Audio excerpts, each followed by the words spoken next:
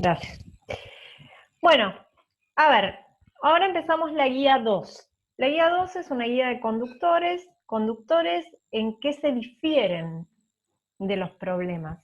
En que por ahora a nosotros no nos importaba el origen de la carga. Nosotros teníamos una distribución de carga, que como mostró Pablo recién, esa distribución puede cuantificarse con un monopolo y un dipolo, o puede darse el valor de la carga como está distribuida en forma funcional en una determinada superficie, volumen, línea, o hasta incluso discreta. Pero ahora nos va a importar de alguna manera de dónde viene esa carga. Y el primer material que vamos a ver a grandes rasgos, no de manera microscópica, supongo que eso se ve más en detalle en estructura 2, sino que lo que vamos a ver es qué le va a pasar a la carga, por ejemplo, de los conductores. Entonces, en la guía 2 es una guía de medios materiales. En esta clase vamos a comenzar a estudiar materiales siempre en condiciones electrostáticas, y en particular vamos a estudiar en esta primera parte conductores. Y entonces vamos a ver las características generales, el comportamiento de las cargas en condiciones electrostáticas. ¿Y qué quiere decir electrostática? Que las cargas están fijas. Y con este contenido que veamos en la clase de hoy, y que completemos seguramente la clase que viene, según sean las necesidades de ustedes, pueden hacer hasta el ejercicio 2.5. Seguramente el 2.4 que seguro que para la clase que viene, y el 2.3 no sé. Y bueno, voy a empezar haciendo un repaso de qué son los materiales conductores. Los conductores se caracterizan por poseer cargas libres y por lo tanto ser buenos conductores de carga. En general, en la naturaleza, los materiales que mejor conducen la electricidad son los metales. El ejercicio 2.1 va a tener que ver con eso. Vamos a hacer una cuenta en la segunda parte donde veamos, vamos a diferenciar entre un conductor metálico y el silicio, que no es conductor. Entiendo, algún industrial acá en la sala, es un semiconductor, ¿no? ¿El silicio o no? Sí. Sí, gracias. Entonces podemos pensar que o sea, lo que yo quiero ahora mostrarles es algo que seguramente demostraron con Pablo en la teórica, y quiero que se lo bajen como que lo tengan siempre presente cada vez que estudian conductores. Entonces, los conductores se caracterizan por tener electrones libres. Esos electrones libres pueden moverse, no todos, sino los que son de la banda de conducción. Eso lo van a ver en estructura 2. Ahora, esos electrones libres los vamos a estudiar su distribución, pero una vez que alcancen las condiciones electrostáticas. ¿Y qué es condición electrostática? Condición de equilibrio. ¿Qué es esa? ¿Qué es esa condición? Esa condición es que las cargas no se mueven más. Entonces vamos a ver fotos donde vamos a ver cómo quedan las cargas en determinadas situaciones. El origen de las cargas son cargas móviles, pero no las vamos a ver moverse. Vamos a analizar situaciones de equilibrio. ¿Sí? ¿Eso queda claro? Que no vamos a ver moverse las cargas, solo vamos a ver la foto del inicio y la foto del final. Bueno, ¿qué es lo primero que uno dice de un conductor en condiciones electrostáticas? Que el campo adentro, eso ahí rayado, ese volumen arbitrario que puse ahí rayado, en general así se dibujan los conductores. Cuando uno los raya así es como sí, una simbología, digamos, de que uno está hablando de un volumen conductor. El campo adentro de un conductor es nulo. ¿Por qué es nulo? Porque si no fuese nulo, como está lleno de cargas libres, esas cargas libres sentirían una fuerza y por lo tanto se moverían. Esta discusión surgió allá lejos, en una de las primeras clases de la guía 1, donde alguien preguntó qué pasa con esas cargas. Y yo les dije, están clavadas, tienen un vínculo. Pablo me acuerdo que también aportó algo al respecto, otra persona por ahí dijo masa infinita. Sea como sea, esas cargas no se movían. Ahora bien, ahora las cargas de los conductores se pueden mover. pero nosotros, como los vamos a estudiar en situaciones electrostáticas, ya no se mueven más. Y ya no se mueven más porque el campo adentro de un conductor es nulo. Es nulo. Entonces, cada vez que yo les hable de un conductor en situación electrostática que va a salir en toda esta guía, saben que adentro del conductor el campo es cero. Esto también implica que no hay ρ acá adentro. No hay densidad de carga en volumen. La carga solo se va a distribuir en esta superficie exterior. O sea, puede haber una carga neta, sí, puede haber una carga neta, pero adentro no va a haber carga en volumen. Entonces la densidad adentro es cero. ¿Por qué? Es equivalente con lo de recién. Si yo digo que acá el campo es cero y hago un Gauss acá adentro, el flujo del campo eléctrico en una superficie cerrada acá adentro va a dar cero. Entonces la carga encerrada acá adentro tiene que dar cero. Entonces es todo equivalente. No así en la superficie. Entonces la carga solo se va a distribuir en la superficie del conductor. ¿Qué otra equivalencia más? Bueno, como no hay campo eléctrico, el potencial es constante todo adentro del conductor e incluso en la superficie. En general uno habla de superficie equipotencial hablando de esta superficie roja, pero en realidad es como un volumen equipotencial, es en todo el volumen está el mismo potencial V0. Del conductor, Ojo que a veces nosotros no vamos a trabajar con interiores de conductores, pero en todo el conductor el potencial es V0. Y esto viene porque el gradiente de V es menos C. Y entonces si E es 0, el gradiente de V es 0, con lo cual V es constante en el espacio. ¿Sí? ¿Qué más? ¿Qué más surge? Surge que cuando yo estoy adentro, el campo es 0. Y en cuanto estoy afuera, al toque, en cuanto cruzo esta superficie, puedo tener un campo eléctrico debido a la carga que se distribuye en esta superficie del conductor. Ahora, ese campo eléctrico solo tiene componente normal. ¿Por qué? Porque si tuviera componente tangencial paralela a la superficie, esta movería cargas, porque en esta superficie hay cargas. Entonces, para que no exista una fuerza tangencial, el campo tiene que ser normal. ¿Y cuánto vale el campo? Sigma sobre epsilon 0. Allá lejos, el ejercicio donde analizamos el salto del campo eléctrico cuando pasábamos de la corona al plano, digamos que siempre los campos, cuando uno atraviesa una superficie, el salto es sigma sobre epsilon 0. Entonces, si acá vale 0, al toque acá tiene que valer sigma sobre epsilon 0. Todas estas son equivalencias teóricas que vieron y fueron demostradas en la teórica. ¿Alguna duda hasta acá? ¿Ninguna? Están ahí, ¿no? Todavía. Sí, Sí. pero... Sí. Sí, una chica habló. Ah, no, sí, yo decía que se escuchaba, pero que creo que no hay ninguna duda. Ah, perfecto.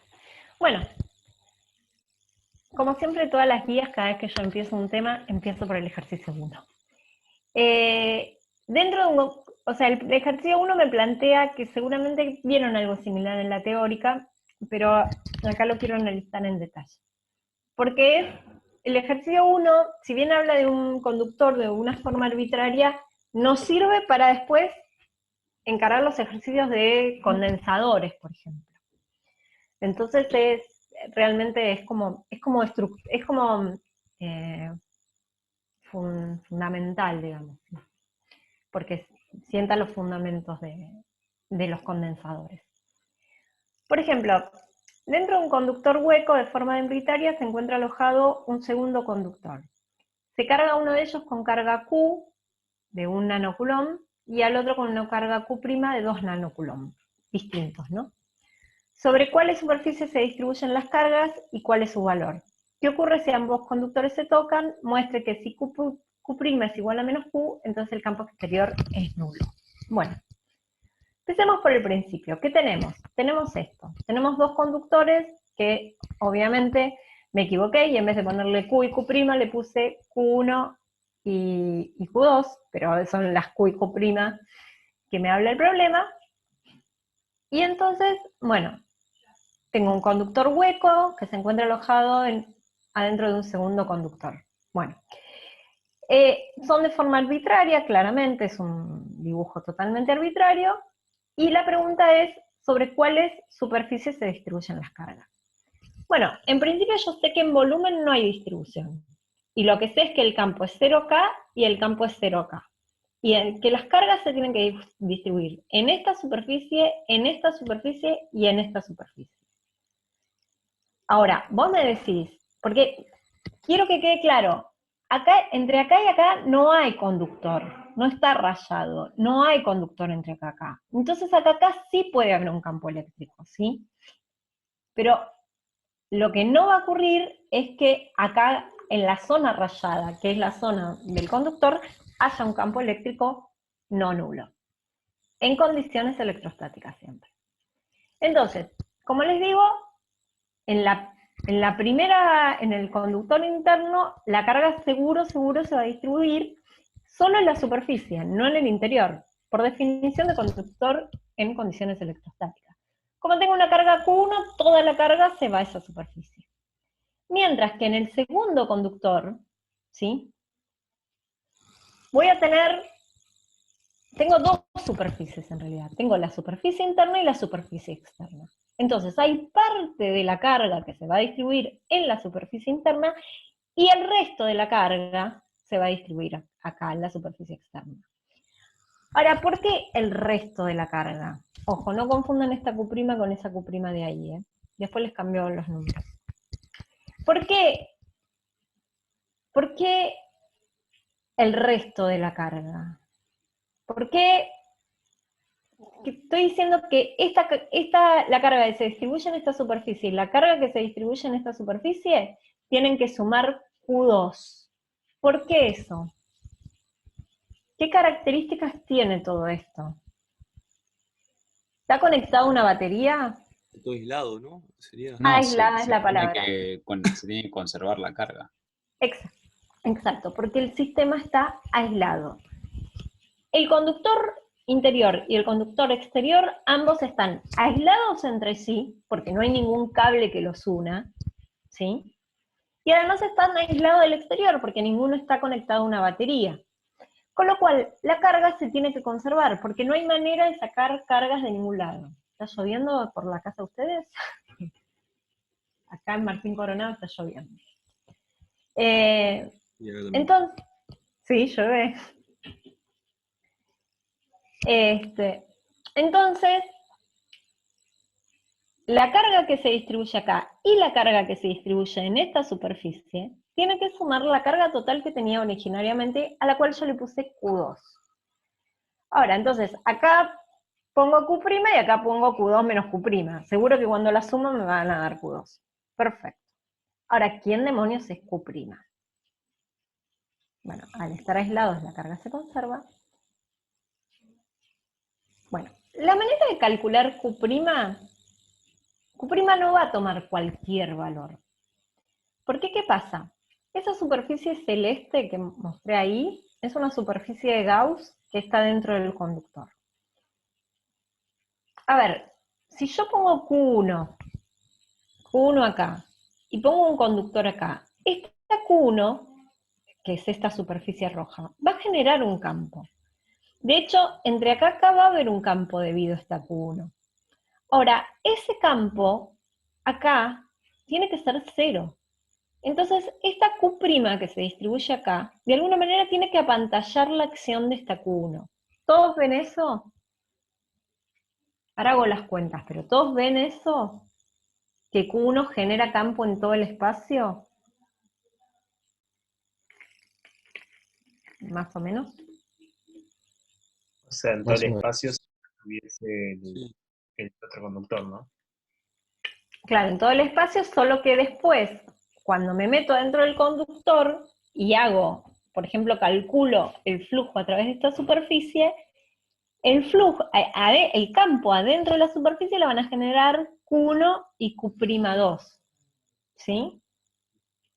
Porque, a ver, el flujo en toda esta superficie celeste va a ser igual a la carga encerrada sobre epsilon 0. Entonces los responsables del campo acá adentro van a ser estas dos cargas. Ahora, ¿yo qué quiero? Yo lo que quiero es que el campo adentro sea cero. O sea que el flujo a través de la superficie es cero simplemente porque el campo es cero. No hay otra razón. No depende de la forma de la superficie. Directamente el campo es cero porque estoy en condiciones electrostáticas, está dentro del conductor. Primera diapo. Perdón. ¿Sí? Entonces, si yo quiero que sea cero, no queda otra que la carga encerrada sea cero. O sea que Q1, ¿lo ven bien o no? ¿Se ve bien físicamente, visualmente se ve bien? Digo, a mí me tapa mi barra de herramientas. Ustedes no la ven, mi barra de herramientas. Ahora sí la vemos. Sí. ¿Pero cuál? ¿La de abajo o la del costado? Al costado. La del costado. Porque Bueno. creo que elegiste lo de compartir pantalla como tu pantalla, por eso estamos viendo la barra de herramientas. A ver. Que la otra vez intenté hacerlo de otra manera y no pude.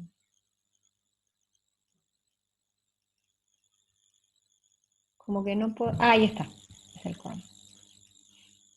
Ahí está. Acá está. Ahora no la ven, ¿no? ¿Ven la Sí, barra sí, ahora? Se ve. Sí. ¿La siguen viendo? Sí. Sí. Bueno, no sé, porque lo hice de otra manera. Igual, O sea, tapa un Q' nomás, no es que tapa muy. Claro, bueno, Q' Sí, tiene que ser igual a menos Q1, ¿no? No sé cómo... A ver. Ahí está. Ahora, Ahora no se ve. claro. perfecto. Entonces, Q1, ¿sí? Es lo que se distribuye afuera y... Perdón.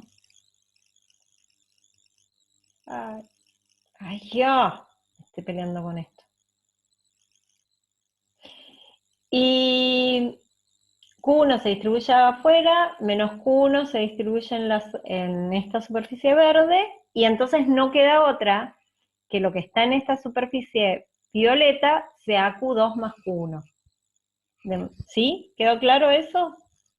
Y esto nunca me importó. La forma del conductor, los valores de Q1 y Q2, ¿sí? Nada, usé cosas genéricas de los conductores. Me Entonces, perdí porque sí, la superficie exterior sí. de la violeta tiene que ser Q2 más Q1. Hasta acá habíamos llegado, que si yo, como esto está aislado, acá está. Como esto está aislado, parte de la carga se va a distribuir acá adelante, acá en el interior, y la otra parte acá en el exterior. Sí. Lo que es, o sea, entre las dos tienen que sumar Q2. Entonces, si hay Q' acá, acá tiene que haber una diferencia, Q2 menos Q'. Si Claro. Q2 vale 5, 1 tiene que ir acá, 4 tiene que ir acá. Y entre las dos van a sumar 5. Perfecto. Como Q' es menos Q1, lo que queda afuera es Q2 más Q1. Y fíjense que es la carga total. Es la carga de los dos conductores la que se distribuye acá afuera. De manera que esta pantalla y pareciera como que toda la carga se fue para afuera. Se pierde información del interior del conductor. ¿Se entiende? Se pierde información de lo que pasa acá adentro. Y para mí todo esto es un gran bloque donde Q2 más Q1 está acá afuera. Ojo, porque acá hay campo eléctrico. Pero puede ser que a veces no se vea ese campo eléctrico desde afuera. Eso es apantallamiento y eso va a pasar con los condensadores. Bueno, y después me pregunta, ay, voy re rápido, chicos. Después me pregunta el problema, ¿qué ocurre si se tocan los condensadores, los conductores? Bueno, si se tocan los conductores, yo tengo un gran conductor. Así, que no es lo mismo que un superconductor. Sino es un gran conductor totalmente irregular, que tiene como una lengüeta ahí, Y entonces tiene como una superficie adentro, y una superficie afuera. ¿Sí? Y que tiene una carga Q2 más Q1 porque se tocaron los dos conductores y como están totalmente aislados, ahora tengo este conductor totalmente amorfo, no porque el otro fuera muy morfo, totalmente amorfo con una carga total que es la carga total de los dos conductores. Eso es lo que tenemos. Y mi pregunta es, ¿dónde se va a distribuir esa carga? Entre la superficie de adentro y la de afuera. Bueno, eso es lo que dice Santiago. Santiago dice la superficie de adentro y de afuera. Pero, fíjate que si yo vuelvo a hacer Gauss acá, como hicimos recién, ¿cuál es la carga Ah, encerrada? claro, está bien. Sí, sí, adentro no debería haber carga. Sí, pero no, pues seguimos. Claro. ¿Cuál va a ser la carga encerrada? Si yo hago Gauss acá, el campo es 0, entonces la carga encerrada acá tiene que ser 0, y entonces en esta superficie interna no va a haber carga. Se va toda para afuera, de alguna manera. ¿Sí? Bueno, eso es lo que ocurre. Si no, porque al tocarse es como que intercambian la carga y pierden la identidad de los que eran los dos conductores distintos. Entonces se va todo hacia afuera, acá. Bueno, después el problema me dice lo siguiente. Me dice como, es lo mismo, vieron como los primeros problemas que vimos de la guía 1, que la idea es tener una idea numérica de lo que son lo que son las cargas, lo que son las fuerzas. Bueno, en este caso, si realmente estos valores de carga pueden alcanzarse con los datos que están acá. Me dicen que en los metales de carga, las cargas libres son los electrones, eso ya lo sabemos, y que la carga es esta, que está acá, menos 1.6, 0.21 por 10 a la menos 19 coulomb. Muchas veces esta letra es una E. De modo que una carga positiva se logra por vaciamientos de electrones. Es decir, si yo quiero el cobre, lo que hago es ionizarlo el cobre sacándolo de electrones. Entonces voy a tener cobre más. Calcule si en una capa atómica superficial hay suficientes electrones para obtener condiciones similares a las del primer inciso. En el caso de que el conductor sea un conductor hueco, sea un casquete esférico de radio interior 4 centímetros y radio exterior 6 centímetros, o sea, es un casquete con espesor, ¿no? Si el metal es de cobre, tiene 8,5 por 10 a la 22 átomos por centímetros cúbicos. Y cada átomo va a contribuir con un electrón libre, o sea que el número de átomos es directamente el número de portadores. Si en el caso 2 es una cáscara esférica semiconductora de silicio que tiene 5 por 10 a la 22 átomos por centímetros cúbicos, y el número de portadores libres puede variar, de 10 a la 14 por centímetros cúbicos, de 10 a la 19, o sea, no tiene que ver con el número de átomos que yo tenga, ¿sí? Sino que los portadores dependen de la temperatura y el grado de impureza. Entonces, el volumen del casquete esférico se calcula así. Yo tengo densidad de portadores en ambos casos. Uno coincide con el número de átomos, ¿sí? Y otro no, depende de la temperatura y las impurezas. Entonces, para calcular la carga de cobre es el número de átomos por la carga del electrón. Bueno, o sea, el número de átomos es el volumen del casquete esférico por la densidad de átomos por centímetro cúbico. Ay, acá me olvidé de poner un supraíndice. Mientras, paren. Ahí está. Mientras que la carga del silicio es el número de portadores, que acá no coincide con el número de átomos por las cargas. O sea, sería el volumen por una, qué sé yo, tomé el número de portadores de 10 a la 14, pero puedo tomar de 10 a la 19, por Q. ¿Sí? Así hacen estas cuentas. Esto es bueno, y hagan las cuentas y fíjense si les da con los valores similares, si puede ser así con esos valores. Fíjense las unidades. Un poco se puede ver, ¿no? Porque el del cobre es 10 a la 22 por la carga, que es 10 a la menos 19, o sea que esto me da 10 al cubo, después tengo el volumen. Sí, como que en realidad va a dar más alto que esto que está acá. Si no hice mal ninguna cuenta. Yo hice la cuenta y da un montonazo, que puede Da tener un montón, como ¿no? hasta 10 teracoulombs de 1000 carga, coulombs. Claro, listo. megacoulombs Sí, de carga, es un montón de... sí, se ve así. Se ve que estas cargas son muy chiquitas, realmente. Bueno, es para tener idea de qué es un coulomb, digamos. Bueno, hasta acá todo bien. Yo acá empiezo un segundo bloque donde empiezo la explicación de este problema.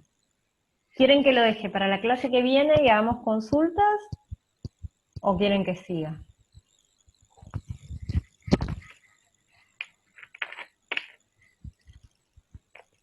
Andrea, perdón, yo tengo una consulta de lo anterior. Sí. No me quedó claro.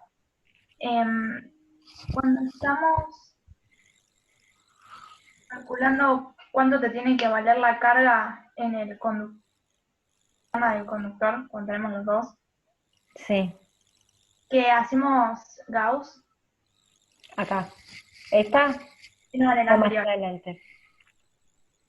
Acá, hacemos Gauss. ¿Qué estaría encerrando esa superficie? No lo veo. Esa superficie estaría encerrando, a ver, acá que pongo el puntero. Todo esto que está acá, imagínate, pará. Todo esto que está acá, es lo que va de la superficie hasta acá. Todo eso en superficie, volumen, digamos. Ok, y dijimos ahí que el campo vale 0. Ahora, electrostáticamente, sí, el campo vale 0 porque estoy dentro de un conductor. Electrostáticamente solo estoy encerrando dos superficies, una con una carga Q1 y otra con una carga Q'. Sí. ¿Sí? Físicamente estoy encerrando todo un conductor y parte de otro. Pero Claro. electrostáticamente solo dos superficies con carga. Lo que no me cierra es que, o sea, tal vez escuché mal, pero no sé si habías dicho que en el espacio entre el conductor violeta y el rojo podría haber campo. Exacto. Pero Cuando yo tomo el flujo en la superficie. Y en la superficie el campo es 0, porque estoy metida dentro de un conductor. Ah, ahí está, ya. Perfecto, me había mezclado las Perfecto, cosas. igual es re buena pregunta. Está muy bien la pregunta. Gracias.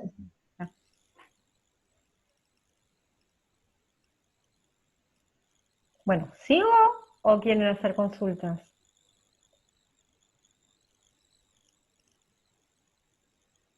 Yo tengo un par de consultas, pero si nadie más tiene, las puedo mandar por mail y no pasa nada.